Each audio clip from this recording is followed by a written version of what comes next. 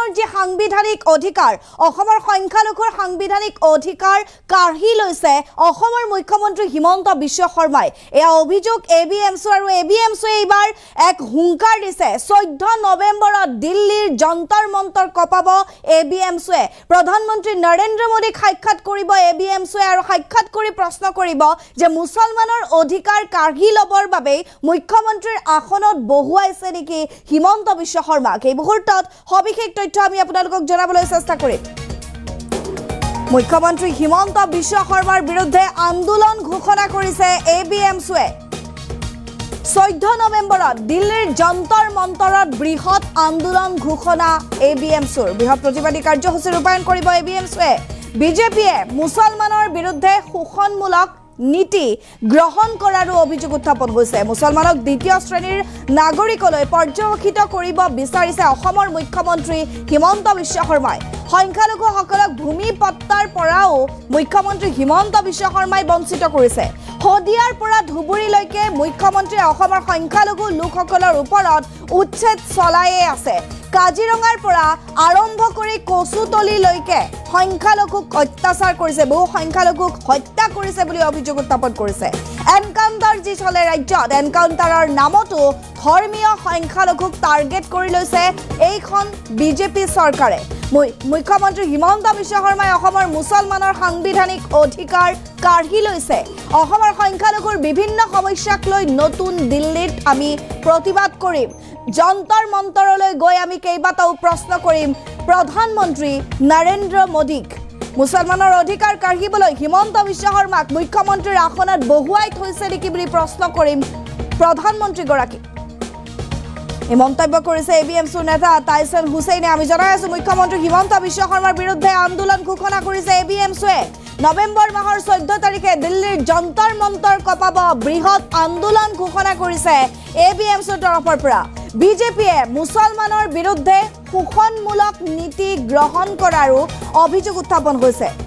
আৰু মুছলমানক দ্বিতীয় শ্ৰেণীৰ নাগৰিকলৈ পৰ্যবেক্ষিত কৰিব বিচাৰিছে ৰাজ্যৰ মুখ্যমন্ত্ৰী হিমন্ত বিশ্ব শৰ্মাই সংখ্যালঘুসকলক ভূমি পট্টাৰ পৰাও বঞ্চিত কৰিছে মুখ্যমন্ত্ৰীয়ে হদিয়াৰ পৰা ধুবুৰীলৈকে অসমৰ সংখ্যালঘুৰ ওপৰত উচ্ছেদ চলাই আছে এইখন অসমৰ চৰকাৰে কাজিৰঙাৰ পৰা আৰম্ভ কৰি কচুতলিলৈ সংখ্যালঘু লোকসকলে কেৱল অত্যাচাৰ কৰিছে উচ্ছেদৰ নামত এনকাউণ্টাৰৰ নামতো ধৰ্মীয় সংখ্যালঘুকেই টাৰ্গেট কৰি লয় এইখন বিজেপি চৰকাৰে হিমন্ত বিশ্ব শৰ্মাই অসমৰ মুছলমানৰ সাংবিধানিক অধিকাৰ আমাৰ পৰা কাঢ়ি লৈছে অসমৰ সংখ্যালঘুৰ বিভিন্ন সমস্যাক লৈ নতুন দিল্লীৰ যন্তৰ মন্তৰত প্ৰতিবাদ সাব্যস্ত কৰিম আন্দোলন ঘোষণা Abmsuৰ যন্তৰ মন্তৰলৈ গৈ আমি প্ৰধানমন্ত্ৰী নৰেন্দ্ৰ মোদীক কেইবাটাও প্ৰশ্ন কৰিম বুলি কৈছে Abmsuৰ নেতাই মুছলমানৰ অধিকাৰ কাঢ়িবলৈ হিমন্ত বিশ্ব শৰ্মাক অসমৰ মুখ্যমন্ত্ৰীৰ আসনখনত বহুৱাই থৈছে নেকি বুলি প্ৰশ্নও কৰিম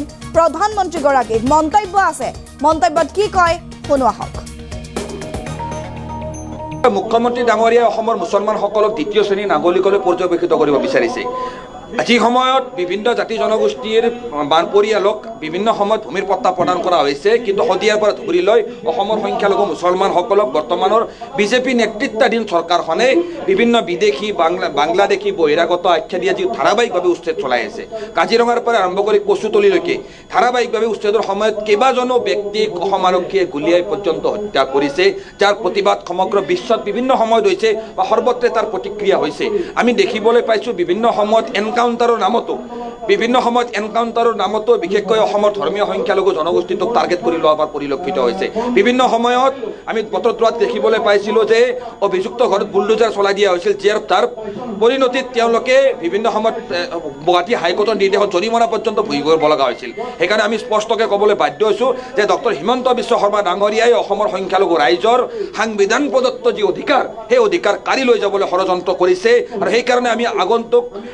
14 নৱেম্বৰ তাৰিখে নতুন দিল্লীৰ যন্তৰ মন্তৰলৈ প্ৰতিবাদ কৰিব গৈ আহিছোঁ আৰু যন্তৰ মন্তৰত গৈ আমি ভাৰত চৰকাৰৰ প্ৰধানমন্ত্ৰী ডক্টৰ মাননীয় নৰেন্দ্ৰ মোদী ডাঙৰীয়াক আমি প্ৰশ্ন কৰিম যে আপোনালোকে ডক্টৰ হিমন্ত বিশ্ব শৰ্মা ডাঙৰীয়াক অসমৰ মুখ্যমন্ত্ৰী হিচাপে অসমৰ মুছলমানৰ সকলো সংবিধান প্ৰদত্ত অধিকাৰ আজৰি নিবলৈ অসমৰ মুখ্যমন্ত্ৰীৰ আসনত বহুৱাই থৈছে নেকি এই প্ৰশ্ন আমি নতুন দিল্লীত যন্তৰ মন্তৰত উত্থাপন কৰিম NRCৰ কামখিনি ইয়াত সম্পূৰ্ণভাৱে ৰৈ থাকিল দি ভোটাৰক লৈ আজিৰ তাৰিখত বিভিন্ন ধৰণৰ সমস্যা সংখ্যালঘু ৰাইজে সন্মুখীন হ'ব লগা হৈছে সামগ্ৰিকভাৱে অসমৰ সংখ্যালঘু ৰাইজৰ সম্পূৰ্ণভাৱে ন্যায় নিৰাপত্তাৰ অধিকাৰৰ পৰা বঞ্চিত হৈ আহিছে 18টা বছৰে ABMSয়ে এই ইস্যুসমূহলৈ আন্দোলন কৰি আহিছে আগন্তুক দিনত ধাৰাবাহিকভাৱে এই ইস্যুসমূহ সমাধান নোহোৱা পৰ্যন্ত আৰু এয়া আছিল ABMSৰ নেতা টাইছন হুছেইনৰ মন্তব্য আমি জনাই আছো নৱেম্বৰ মাহৰ 14 তাৰিখে নতুন দিল্লীৰ যন্তৰ মন্তৰত বৃহৎ আন্দোলন কাৰ্যসূচী ঘোষণা কৰিছে ABMSয়ে হদিয়াৰ পৰা ধুবুৰীলৈকে মুখ্যমন্ত্ৰীয়ে সংখ্যালঘুৰ ওপৰত উচ্ছেদ চলাইয়ে আছে কাজিৰঙাৰ পৰা কচুতলিলৈকে সংখ্যালঘুক অত্যাচাৰ কৰিছে সংখ্যালঘুক হত্যা কৰিছে বুলি এনেধৰণে মন্তব্য কৰিছে ABMSৰ নেতাগৰাকীয়ে তেওঁ আৰু কৈছে যে এনকাউণ্টাৰ যে চলে অসমত এনকাউণ্টাৰৰ নামতো ধৰ্মীয় সংখ্যালঘুক টাৰ্গেট কৰি লৈছে মুখ্যমন্ত্ৰীগৰাকীয়ে হিমন্ত বিশ্ব শৰ্মাই অসমৰ মুছলমানৰ সাংবিধানিক অধিকাৰো কাঢ়ি লৈছে অসমৰ সংখ্যালঘুৰ ধৰ্মীয় সংখ্যালঘুৰ বিভিন্ন সমস্যাক লৈ নতুন দিল্লীত আমি প্ৰতিবাদ কৰিম আৰু প্ৰতিবাদ কৰিবলৈ গৈ আমি প্ৰধানমন্ত্ৰী নৰেন্দ্ৰ মোদীক প্ৰশ্ন কৰিম যে অসমৰ সংখ্যালঘু সমাজৰ সাংবিধানিক যি অধিকাৰ সংবিধান প্ৰদত্ত যি অধিকাৰ সেই অধিকাৰ আজুৰি নিবলৈয়ে অসমৰ মুখ্যমন্ত্ৰীৰ আসনত ডক্টৰ হিমন্ত বিশ্ব শৰ্মাক বহুৱাইছে নেকি বুলিও আমি প্ৰশ্ন কৰিম প্ৰধানমন্ত্ৰীগৰাকীক এই মন্তব্য কৰিছে ABMSৰ নেতাই আমি জনাই আছো 14 নৱেম্বৰত দিল্লী কপাব হিমন্ত বিশ্ব শৰ্মাৰ বিৰুদ্ধে দিল্লীত আন্দোলন ঘোষণা কৰিছে ABMSয়ে মুছলমানৰ অধিকাৰ আমি আজুৰি আনিমেই বুলি মন্তব্য কৰিছে বিগত 18টা বছৰে সংখ্যালঘু সমাজৰ বা সংখ্যালঘুৰ অধিকাৰৰ সপক্ষে বা সংখ্যালঘুৰ অধিকাৰক লৈ বিভিন্ন সময়ত মাত মাতি অহা বুলিও মন্তব্য কৰিছে ABMSৰ এই নেতাগৰাকীয়ে আৰু লগতে কৈছে যে 14 নৱেম্বৰত সমগ্ৰ দিল্লীৰ যন্তৰ মন্তৰ কপাই তুলিব ABMSয়ে মন্তব্য আছে আমি পুনৰবাৰ কি মন্তব্য শুনো আহক সকলক দ্বিতীয় শ্ৰেণীৰ নাগৰিকলৈ পৰ্যবেক্ষিত কৰিব বিচাৰিছে আজি সময়ত বিভিন্ন জাতি জনগোষ্ঠীৰ পৰিয়ালক বিভিন্ন সময়ত ভূমিৰ পট্টা প্ৰদান কৰা হৈছে কিন্তু হদিয়াৰ পৰা ধুবুৰীলৈ অসমৰ সংখ্যালঘু মুছলমানসকলক বৰ্তমানৰ বিজেপি নেতৃত্বাধীন চৰকাৰখনে বিভিন্ন বিদেশী বাংলাদেশী বহিৰাগত আখ্যা দিয়া যি ধাৰাবাহিকভাৱে উচ্ছেদ চলাই আছে কাজিৰঙাৰ পৰা আৰম্ভ কৰি কচুতলিলৈকে ধাৰাবাহিকভাৱে উচ্ছেদৰ সময়ত কেইবাজনো ব্যক্তিক অসম আৰক্ষীয়ে গুলীয়াই পৰ্যন্ত হত্যা কৰিছে যাৰ প্ৰতিবাদ সমগ্ৰ বিশ্বত বিভিন্ন সময়ত হৈছে বা সৰ্বত্ৰ তাৰ প্ৰতিক্ৰিয়া হৈছে আমি দেখিবলৈ পাইছো বিভিন্ন সময়ত এনকাউণ্টাৰৰ নামতো বিশেষকৈ অসমৰ ধৰ্মীয় সংখ্যালঘু জনগোষ্ঠীটোক টাৰ্গেট কৰি লোৱাৰ পৰিলক্ষিত হৈছে বিভিন্ন সময়ত আমি বতৰদ্ৰাত দেখিবলৈ পাইছিলো যে অভিযুক্ত ঘৰত বুলডোজাৰ চলাই দিয়া হৈছিল যাৰ পৰিণতিত তেওঁলোকে বিভিন্ন সময়ত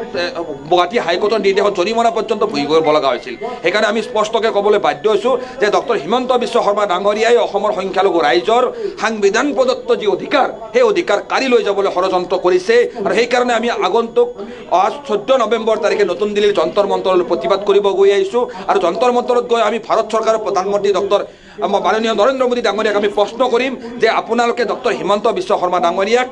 অসমৰ মুখ্যমন্ত্ৰী হিচাপে অসমৰ মুছলমানৰ সকলো সংবিধান প্ৰদত্ত অধিকাৰ আজৰি নিবলৈ অসমৰ মুখ্যমন্ত্ৰীৰ আসনত বহুৱাই থৈছে নেকি এই প্ৰশ্ন আমি নতুন দিল্লীত যন্তৰ মন্তৰত উত্থাপন কৰিম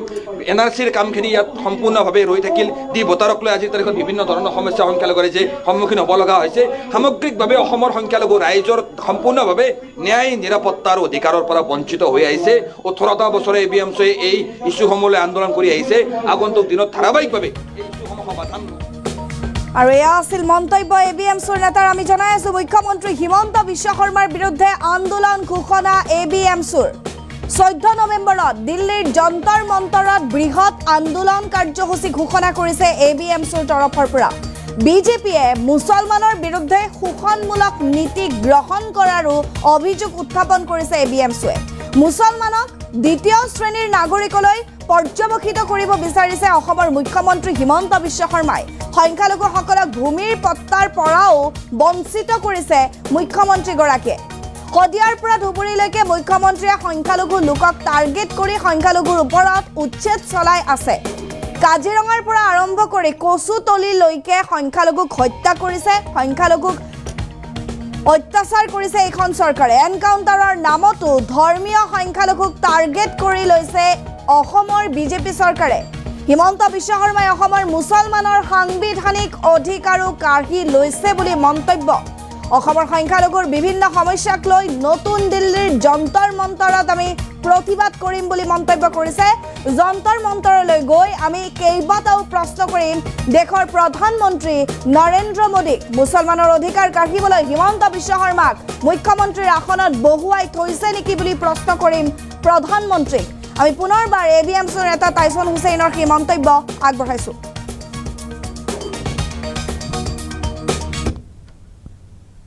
অসমৰ মুছলমানসকলক দ্বিতীয় শ্ৰেণীৰ নাগৰিকলৈ পৰ্যবেক্ষিত কৰিব বিচাৰিছে আজি সময়ত বিভিন্ন জাতি জনগোষ্ঠীৰ পৰিয়ালক বিভিন্ন সময়ত ভূমিৰ পট্টা প্ৰদান কৰা হৈছে কিন্তু শদিয়াৰ পৰা ধৰি লৈ অসমৰ সংখ্যালঘু মুছলমানসকলক বৰ্তমানৰ বিজেপি নেতৃত্বাধীন চৰকাৰখনে বিভিন্ন বিদেশী বাংলাদেশী বহিৰাগত আখ্যা দিয়ে যি ধাৰাবাহিকভাৱে উচ্ছেদ চলাই আছে কাজিৰঙাৰ পৰা আৰম্ভ কৰি কচুতলীলৈকে ধাৰাবাহিকভাৱে উচ্ছেদৰ সময়ত কেইবাজনো ব্যক্তিক অসম আৰক্ষীয়ে গুলীয়াই পৰ্যন্ত হত্যা কৰিছে যাৰ প্ৰতিবাদ সমগ্ৰ বিশ্বত বিভিন্ন সময়ত হৈছে বা সৰ্বত্ৰে তাৰ প্ৰতিক্ৰিয়া হৈছে আমি দেখিবলৈ পাইছোঁ বিভিন্ন সময়ত এনকাউণ্টাৰৰ নামতো বিশেষকৈ অসমৰ ধৰ্মীয় সংখ্যালঘু জনগোষ্ঠীটোক টাৰ্গেট কৰি লোৱা পৰিলক্ষিত হৈছে বিভিন্ন সময়ত আমি বতৰদ্ৰাত দেখিবলৈ পাইছিলোঁ যে অভিযুক্ত ঘৰত বুলডোজাৰ চলাই দিয়া হৈছিল যাৰ পৰিণতিত তেওঁলোকে বিভিন্ন সময়ত